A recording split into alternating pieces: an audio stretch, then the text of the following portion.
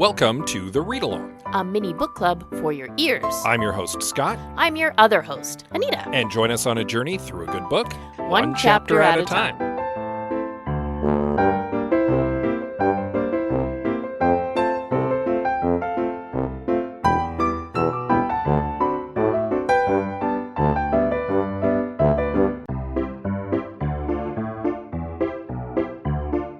Do you like talking about movies? Do you like talking about mediocre movies? Do you like talking about how you could have fixed mediocre movies? Well, I certainly do, and you can listen to me, Scott C. Bourgeois, along with my co-hosts Greg Beaver and Liam Creswick, as we give our notes, and I have some notes. You can follow it now on your podcatcher of choice, or support it by visiting patreon.com/IHaveSomeNotes.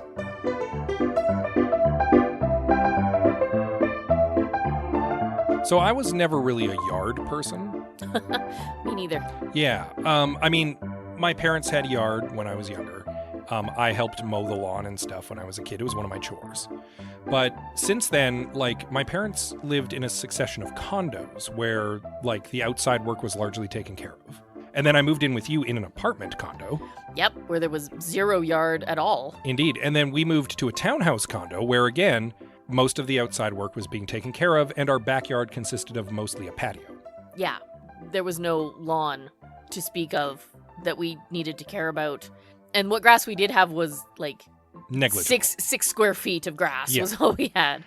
Now we live in a house with an enormous backyard. It's huge. It's got basically a mature forest in it. Yes, it's lovely. I love it. It's glorious. But suddenly I find myself needing to be a yard person. Right? Suddenly we're going to have to learn how to take care of an outside. And so my mom, who's helped us with some of the move-in stuff, came over last week after we had recorded and helped me deal with some of what I'm going to call the fall takedown of some of the stuff that was already in place. That included flowers that they had planted before we moved in and vines of hops. Yeah, they're just beautiful. Yeah, they climb lattice next to the deck. They're obviously being used for some privacy, but they were way overgrown.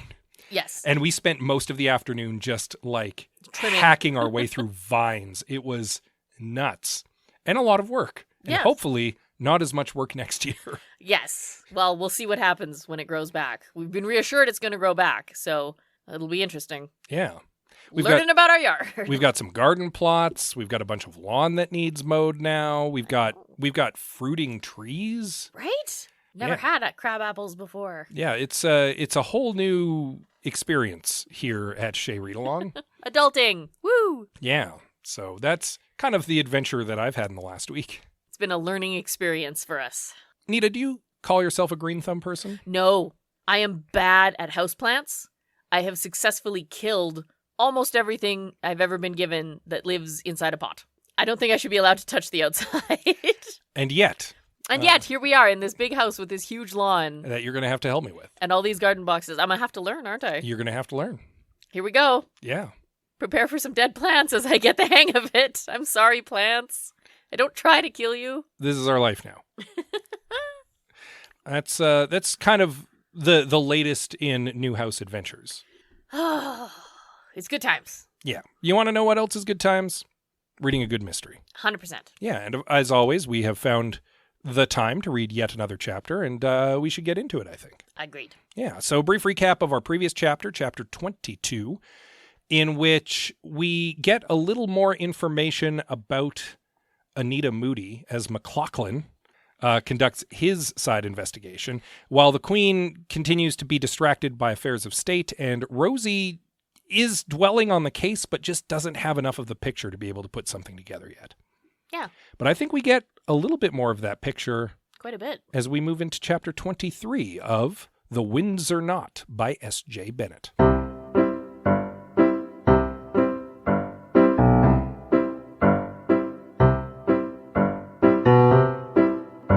So we start with the Queen. Yeah, this chapter opens with some beautiful character work, I think, on the Queen. Yeah. Right? She's not dwelling on the mystery. She's not putting two and two together. She's just being herself. She's just being Elizabeth for a little while, right? Yeah. It's nice. Yeah, she goes to basically spend a little time in the private chapel, offers a little prayer to the victims of the mystery she has not been able to solve yet. Indeed. Yeah, and basically take a breather from all of the craziness of the past several weeks. Yeah, the problem is she's the queen, and so craziness is sort of her life. Yeah, and unfortunately, solving mysteries is not her full-time job. Queening is her full-time job. Queening is her full-time job. Solving mysteries is her hobby, and unfortunately, she just hasn't had time to hobby the last couple weeks. Which is unfortunate. Yeah, she wanted to have the mystery solved before her birthday. Yep. But it just didn't come together. Nope. And now it's weeks later, and I feel like it's weighing on her a bit that she hasn't been able to find a satisfying answer yet. Right? I feel like she probably would have been done with everything by now if she was just allowed some time to process. Yeah. And she just hasn't been given that time. It's been such a busy couple weeks. Yeah. Right? Like, I really think that she could have had this solved already if people knew this was what she's doing and just gave her the space to do it. Yeah. You know what I mean?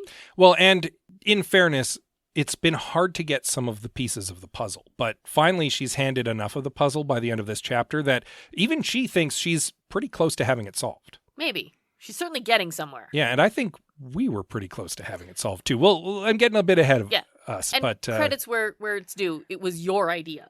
Well, it was building upon some of your ideas. Thank you. It was collaborative. So anyway, after we've spent some time with the queen, we cut to MacLachlan. MacLachlan. I like all the "huh" in it.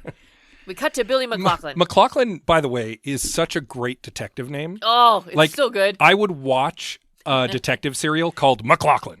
But you would overpronounce it every time. It would be MacLachlan, right? You got a huck, Well, lots of huck in your throat. Well, we would, but MacLachlan, like, he sounds like a grizzled detective with like a constant 5 o'clock shadow, even after he's shaved, like ham-fisted, going around solving mysteries. Billy MacLachlan. Private Eye. I love it. Yeah. And he's good at it too. Good enough that That's the best part. Yeah, good enough at it that not only has he cracked, I would say, a major clue in the case, but he also recognizes that he's being tailed. Oh, yeah. Like, he's good. He's really good. Yeah. He's being followed by professionals, and he's better than they are, and I like that. Actually, in fairness, he chides them for being very amateur. Fair enough. One of them is driving a very obvious car with diplomatic plates, and he's like, well, that's a tail. Yep. That's not even a subtle tail. And then when that one kind of recognizes that he's been made and takes off, a more subtle tail starts following him, but he's still like, okay, well, I recognize that tail too. Especially because he tests it out by taking the most circuitous route possible. He goes like half an hour out of his way to like a weird winding route to get home. Yeah, and the tail follows him the whole way. And he's like, yeah, that guy's following me. There's no way that this guy accidentally took this route. There's no way that this is a lost Uber driver. So while he is followed, he's not accosted. He's being watched right now. That unfortunately does get him home much later than he intended. And he's like, I could put a call into Rosie right now and give her the information, but you know what? I think I'd rather give it to the Queen directly. And he's one of those people who knows, number one, the Queen's direct line, and number two, exactly when to call her so that she'll have the time to take the call. Right? Like, he's very good. Yeah, so he's like, I'm going to have to sit on this tonight, and I dare someone to try to break in here and take me out or something. Like, he's literally thinking, like, I can handle myself. Because he's MacLachlan. Of course. And that basically takes us to the next day when, indeed, he calls the Queen at one of those little in-between times where she's got like 5 to 10 minutes to herself. Yeah. Like, so I love this part where someone comes in with a phone, like a physical old-fashioned phone on a tray, clearly like with wires trailing behind them to deliver a phone to the Queen, who's like, yes, I have 7 minutes, go. Like, it's amazing. Yeah, and MacLachlan basically fills her in on everything that he found out. The key thing that we don't know that he had already dug up about Anita Moody was visiting this professor. Yes. Which was kind of the cliffhanger from last chapter. Basically, when he spoke to the professor was out of sorts because he recognized that something was up. Because the last time he saw Anita, it was unusual. Yeah, she was really upset. Yeah, she came and visited kind of out of the blue. She essentially had a nervous breakdown on his front lawn. She was paranoid, acting like she was being followed and that someone meant her harm. Yeah, like she wasn't upset so much as she was terrified. Yeah. Professor DeVecchi, which is how I've been saying it. When he was recalling all of these things to Billy MacLachlan, I think he was realizing it as he was telling the story.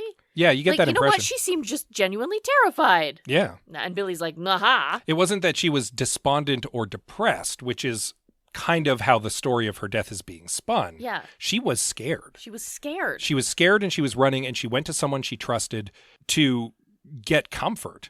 And unfortunately, she has no family locally because they're all overseas in Hong Kong teaching English. Right. So this is kind of where we find ourselves, and that's the last time probably that someone saw Anita Moody alive. Possibly. So it's possible that someone else saw her in between then. Yeah. But Billy was very much narrowing down everyone she had spoken to in her last couple days. Yeah. Right? I think this corroborates our accusation from last episode. Certainly my accusation from last episode. It was yours, for sure. Yeah, because we had posited last episode in my bold accusation that Anita Moody had killed Maxim Brodsky because she was in disguise as Dr. Rachel Stiles at the meeting that night. Right. He made her, and then she killed him. We didn't have an exact motive.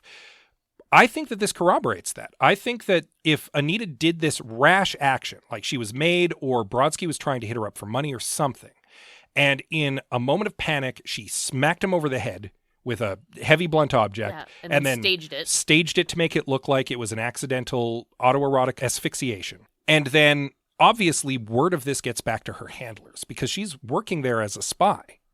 And suddenly they're like, you did what? Because now she's a liability. She's committed a murder.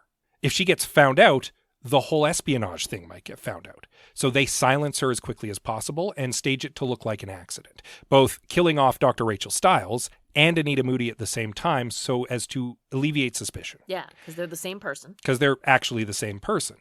And again, the strand of hair that was found on Brodsky is linked to Dr. Rachel Stiles because that's the body in the morgue. Right. It's been identified as Dr. Rachel Stiles, not as Anita Moody. There's no reason to investigate it further, so they're just like, oh, well, it's Dr. Rachel Stiles' hair then. Yeah, right? Yeah. Now, this does kind of fall apart in a couple places. Okay. The world assumes that we have two different people here, a Rachel Stiles and an Anita Moody. Yeah. But wouldn't someone notice that we only have one body? Well, not if Anita's body was never recovered. Like, it gets out that she's committed suicide. Has anybody seen the body? Is there an official account of her suicide? Her friends know she committed suicide. Yeah. And that's easy enough to leak to a person's circle of friends. But at some point, somebody would notice that there isn't a body, right? Like, her family would need to come identify her somehow, right? Like, even if her family is overseas, somebody would have to notice that there is or is not a body. If she threw herself into the Thames, fair enough. No body's ever going to be recovered. And if she left a suicide note, that's a pretty good indication that she committed suicide. Fair enough. And that's all very easy to stage. And that all explains away why Anita's body is not recovered, but Dr. Rachel Stiles' body is lying in the morgue. Yeah. Okay. If they're one and the same. Yes. That is us filling in some blanks. It is absolutely us filling in some blanks. But we don't have any word of a body for Anita Moody. That's fair. We don't. We do have word of a body for Dr. Rachel Stiles. We definitely do. That's also an assumption we made, that the body they're pairing the hair to was the body in the morgue, which is attached to the name Rachel Stiles. Yes. Right. Which I'm pretty sure has been corroborated. They do have that body. Yes, I think. 100%. Okay, good. That was mentioned earlier. I'm glad you're confident in that. And Dr. Rachel Stiles would only have to be identified by an acquaintance because she also, conveniently, has no local family. Ha-ha. Her father is dead, her mother is dead, and her brother is in the wind. Right. Could be anywhere. How convenient. How convenient. I'm just saying, yes, we are plugging some holes. We are making some reasonable deductions that fill in some of those holes. But it fits together still. Yeah. There's nothing that completely falls apart based on this. And if she was engaged in espionage, it would explain why Billy is being tailed now by people who are associated with whatever entity she's been doing the espionage for, because he's snooping in the right places and it's drawn attention. Yeah. And it's something that the Queen even mentions at the end of this chapter. She talks about how Billy's handed her a lot of puzzle pieces now, and she's starting to get the picture. She's starting to piece it together herself. She actually feels at the end of this chapter she's close to cracking the case. Yeah. As she thinks of that, she also recognizes, you know what? It pains me to admit, Humphreys was close. He's barking up the wrong tree, but I'm thinking when she's saying that, she's saying there was a spy in the building that night. And that spy did commit the murder, but it wasn't the spy he thinks it is. The spy wasn't placed where he thought it was. And the target wasn't on purpose. Yeah, and the reasons behind it are the way off. The motive was completely different. So Humphreys, like a broken clock, happened to be right on this one thing, but is wildly off base everywhere else. Yeah. So the Queen has a sit down, and she's got all these pieces that she's listed off, right? She's got Dr. Rachel Stiles, the eyes, and I'm not sure if she's talking about the young man who couldn't look her in the face, or the weird look that she got from Dr. Stiles when she asked about the cross. Could be either. It could be the guy who couldn't look her in the face, actually, if he was involved in the espionage. Right? It might have something to do with it. Because he was late to the meeting. It's true. She's got to ponder the hair found on Brodsky's body. Yep. And for some reason, these knickers are still a thing. Yeah, she's actually still kind of hung up on what was going on with that. Right? Yeah. Right. So she's got all of these pieces. They don't fit perfectly together. So she's still got to suss it out. Yeah, she's got the broad outline. I think the same way that we have the broad outline. I think we know who done it at this point. It's just we don't know the exact circumstances, the exact timeline of the night, or what the full motive was. Yeah. Or who she was working for. By the end of this chapter, right, like, you know it's going to be an international incident, right? This is one little thing that's tipped off to something much, much bigger. Yeah. Because she mentions, how the country might be in danger. And I was like, oh no, what have these people gotten themselves into? Well, yeah, because if someone was spying on an important international meeting involving espionage, then the big deal. National security could be affected by that. Right? So the Queen has to swing in and save everybody, as she does. I think that's a good place to end it for today. Yeah, well, and that's where the chapter ends as well. It's true. Makes sense. And also the part. Yes, we are done with part 3. We are on to part 4, A Brief Encounter. Yeah, where hopefully in the 4th act of our story, answers will be had. Oh, I'm excited for answers. Indeed. I want to see Her Majesty put all this together and do something amazing. Yeah. And find out how off base we might have been with our accusations. Possibly wildly off base. I guess we'll have to see.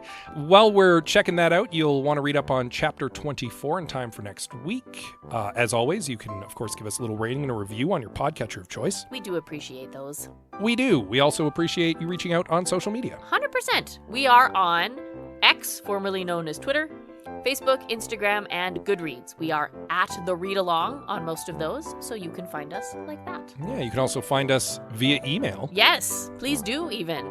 We are thereadalong@gmail.com. And with that said, as always, we love you very much, and we'll see you next time. Part 4!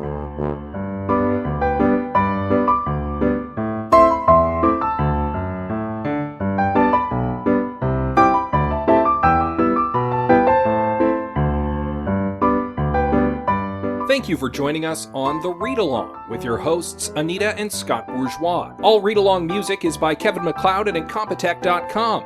Cover art is by Aaron Beaver. Be sure to join us on Twitter, Instagram, and Facebook at The Read Along, and check out our group on Goodreads.com.